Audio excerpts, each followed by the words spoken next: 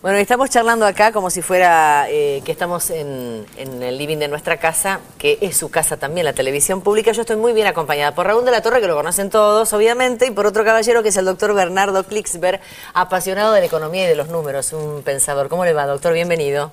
Un gusto estar con ustedes en este canal que hace una tarea cultural y por un debate de calidad de tanta relevancia. Bueno, la invitación vino de parte de la producción y del señor Raúl de la Torre, que seguramente tiene un montón de preguntas para hacerle. Seguramente, y siempre es un placer recibirlo, además al doctor Klicksberg, que está radicado en Estados Unidos, pero cada vez que viene no queremos perder la oportunidad de charlar un poco con él. Una personalidad prominente, podemos decir ahora, con todo el rigor de la palabra, porque fue elegido tal cual, como personalidad prominente para ser integrante de un comité de la Organización Mundial de la Salud para el Congreso de Determinantes Sociales de la Salud, es así, ¿no? Esto es el más reciente reconocimiento que ha tenido de entre muchos que ha tenido internacionalmente el doctor Klicksberg, que además acaba de ser traducido uno de sus libros, el anterior, que escribió Primero la gente, con el premio Nobel Amartya Sen, al chino.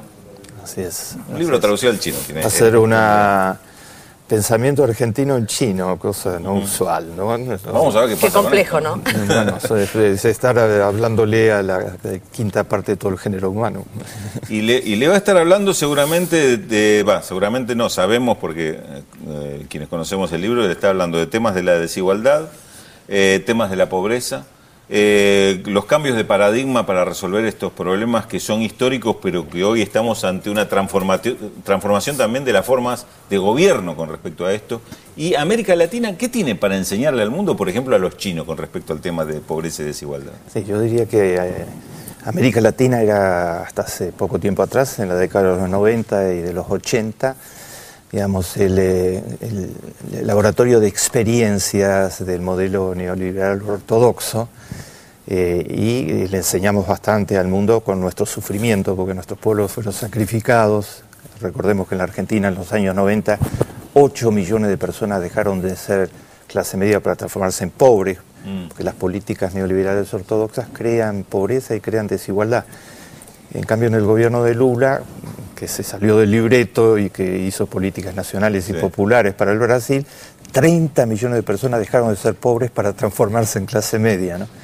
Entonces, la diferencia entre los resultados de las economías ortodoxas y de las economías nacionales y populares es muy clara, ¿no? Unas generan más pobreza y más desigualdad, y otras permiten abrir oportunidades e incluir a una parte creciente de la sociedad. Nosotros tenemos para enseñarles que no funciona el neoliberalismo ortodoxo en la práctica, no es un tema ideológico ni político, es un tema que es mala economía, es economía contra la mayoría de la gente, y que sí funcionan los modelos nacionales y populares que hoy han convertido a América Latina en una de las zonas de más alto crecimiento del mundo y de más inclusión social del mundo. Ahora, una economía o modelos ortodoxos que han llevado el mundo a una crisis. Evidentemente, esto es una realidad palpable. Estamos viendo en imagen, recién veíamos la tapa de su nuevo libro que acaba de editar y ya tiene varias reediciones. Escándalos éticos se llama, y lo estamos viendo en imagen, y estaba leyendo algunas referencias sobre este libro que yo todavía no leí, pero dice que toma algunas de las contradicciones que dejó la crisis financiera. ¿Es así? ¿Qué es lo que plantean en el nuevo trabajo? Sí, el trabajo es un trabajo de propuesta, al mismo tiempo que de denuncia, pero mostrando que hay salida.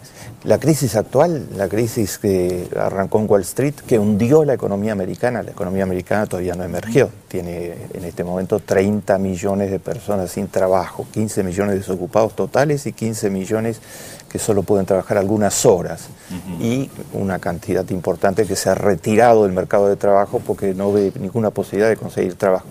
Tiene un 25% de los jóvenes desocupados, una tasa de desocupación juvenil del 25%, ¿no? Para la idea, Argentina tiene una tasa de desocupación del 7.4%. La crisis arruinó la economía americana, que quedó en un nivel de estabilización muy bajo, actualmente de funcionamiento muy bajo, y a través del mundo de la globalización se propagó rápidamente a Europa y hoy está arrastrando una cantidad de países europeos. esa crisis no es que llueve, una crisis no es lo mismo que si llueve, son factores humanos los que generaron la crisis. Yo identifico en mi libro Escándalos Éticos, una parte está dedicada a explicar las causas de la crisis para aprender de estas crisis, y además no es un concepto abstracto, está arruinando la vida de los griegos miserablemente, de los irlandeses, de los portugueses, y la vida de los más pobres del mundo a través de múltiples impactos. Yo explico que hubo 3 causas centrales de la crisis que normalmente los enfoques ortodoxos no captan. Una causa central es que el gobierno de Bush abdicó de sus responsabilidades más elementales de cuidar el interés colectivo, desreguló totalmente los mercados parafinancieros, podían hacer lo que se les antojara, diciendo que creían que se iban a autorregular. No se autorregularon, sino que crearon 2 burbujas especulativas fenomenales, los altos ejecutivos de algunos de los principales grupos financieros, para beneficiarse ellos mismos, porque cuanto más ganancia de corto plazo hubiera, mayor era su porcentaje en las ganancias. Sí. Y entonces intoxicaron a 3 de los 5 principales bancos del mundo, Lehman Brothers, Bear Stearns, Merrill Lynch, los intoxicaron de hipotecas basura, que no tenían ningún valor, y de derivativos, inventos financieros sin base patrimonial. Obama llama a todo esto la codicia desenfrenada. La codicia desenfrenada hundió la economía americana. Y racionalizando todo esto estaba esta idea de los 90, que el mercado solo va a resolver todo y que el Estado no tiene que meterse en nada. Resultó fatal. La estamos viendo en Grecia. Yo pido si podemos ir viendo algunas imágenes, de lo que actuales de lo que está pasando ahora mientras seguimos conversando con el doctor Bernardo. La gente que está rodeando el Parlamento porque no quiere que sus representantes precisamente aprueben este plan de ajuste, uno más, que va a terminar por seguir ajustándole el cinturón o que el hilo se corta por la parte más delgada. Yo lo estaba escuchando atentamente y pensaba en la Argentina de aquellos 90 que usted planteaba y la Argentina que vivimos ahora. Al mismo tiempo pienso en lo que van a tener como consecuencia los griegos, y el otro día leí un artículo que habla de la posible desaparición del euro. ¿Podría ser esto una realidad? Sí, se debería tener muy en cuenta la Argentina de los 90 en el mundo, y premio Nobel como Stiglitz lo hace en sus libros, toma como un ejemplo de los desastres que puede causar el neoliberalismo ortodoxo, un ejemplo importante como un país como la Argentina, que tenía una capacidad industrial muy importante, en los 90 se desindustrializó. Se desmanteló eso. Claro, se desmanteló el Estado y se desmanteló la capacidad de la industria. Es decir, salvo una élite, todos los demás sectores pagaron el precio de las políticas menemistas, ¿no? Volver a repetir el mismo libreto puede ser absolutamente fatal. Y esto que estamos viendo, que es la realidad que vive Grecia hoy, estamos en vivo con estas imágenes desde Atenas, ¿usted cree que sería posible esta desaparición del euro?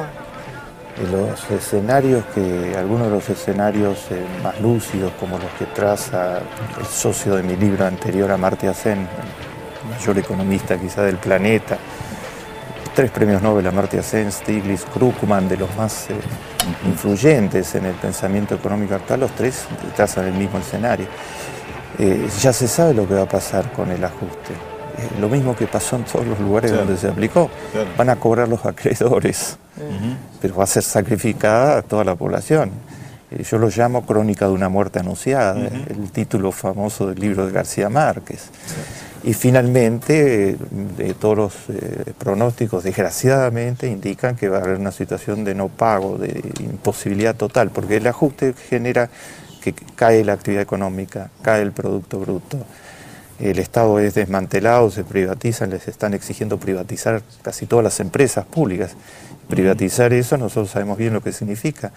Se va a hacer que va a quedar excluida buena parte de la población de los servicios públicos. Las empresas son las del agua, las de la electricidad, la de correos, el gas. Al debilitarse la economía y el Estado también se debilita la capacidad de pago, con lo cual el tema de la deuda. Claro, entonces baja la recaudación fiscal, la deuda sigue subiendo, los intereses por la deuda siguen subiendo, entonces no se logran los resultados y por el contrario se va a un punto más bajo todavía de exclusión, de depresión económica, etc. Finalmente, un escenario tan explosivo como ese, si se contagia a Irlanda y a Portugal, y allí están con sus dificultades, pero son economías mucho más fuertes, pero están con sus dificultades Italia y España, claro, etcétera. Mirando muy atentamente lo que pasa en Grecia. Claro. Un escenario de ese tipo pone sobre todo por una en riesgo desocupación en España de casi 5 millones de personas que son las que aportan o deberían aportar al sistema jubilatorio, y estos jubilados que, claro, llega un momento en que no basta, ¿no? O la manta es corta. Claro, España tiene 21% de desocupación y los jóvenes españoles 40% de desocupación actualmente. Esto no son fatalidades de la naturaleza. Esto se enfrenta con políticas públicas activas en lugar de desarmar el Estado. Se enfrenta con ética, lo llamo yo, en los negocios privados, con responsabilidad social empresarial, y se enfrenta con grandes movilizaciones de la sociedad civil que presionan hacia políticas para la gente y no para los acreedores solamente. Fíjate vos, Claudia, que muchos de los argumentos que veíamos en estas protestas que los griegos toman como ejemplo, dice que no nos pase, no terminemos como Argentina. Es lo que dicen muchos de los movimientos sociales y sindicales en Grecia. Bueno, trabajos como el del doctor Bernardo Klicksberg, que ahora decíamos al principio, traducidos al chino, lo que le dan es una explicación teórica a este tema, lo que pasó en Argentina y cómo se supera esa situación que nada tiene que ver con estas políticas de ajuste y estas cuestiones de modelos económicos, pero también de la ética aplicada a la economía. Me parece que es un aporte importante de nada menos que la personalidad que tenemos acá con nosotros. Doctor Klicksberg, le queremos agradecer. Yo me quedaría charlando con usted muchísimo tiempo más, pero tenemos que seguir con el noticiero. Así que le agradecemos mucho. Un solo mensaje. Sí. Yo estoy lleno de esperanza respecto a la Argentina y a todo el Mercosur, porque mientras que la vida ha empeorado dramáticamente en Europa para la mayor parte de la población y en Estados Unidos para la mayor parte de la población, esta es una de las pocas regiones del mundo donde la calidad de vida mejoró sustancialmente para la gran mayoría de la población, para los indígenas bolivianos, para los trabajadores brasileños, para los trabajadores, las madres a través de la asignación universal y los niños pobres en la Argentina, para las madres en Chile. Acá vamos hacia un modelo mucho más inclusivo. Falta muchísimo por hacer. Seguramente. No hay ningún lugar a triunfalismo. Falta muchísimo por hacer, pero vamos en la dirección correcta. El otro día lo decía gente de la calle, ¿no? En una época había un gobierno que daba zapatillas, con la firma incluso de ese gobernante. Hoy se dan computadoras. Le agradezco, doctor.